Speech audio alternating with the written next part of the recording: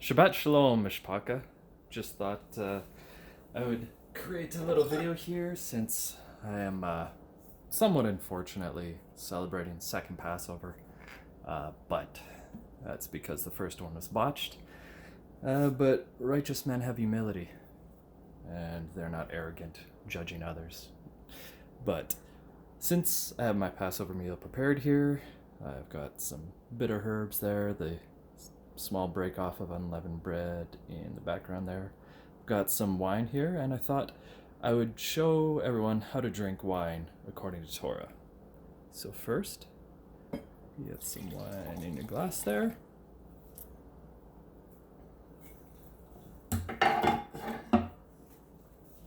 Then, the special ingredient for your wine.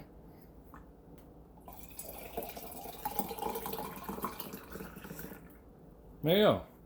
And that's how you drink wine, according to Torah.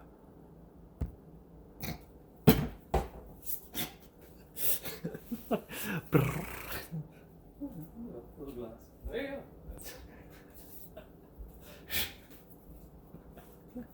It's like 10 to 1. I still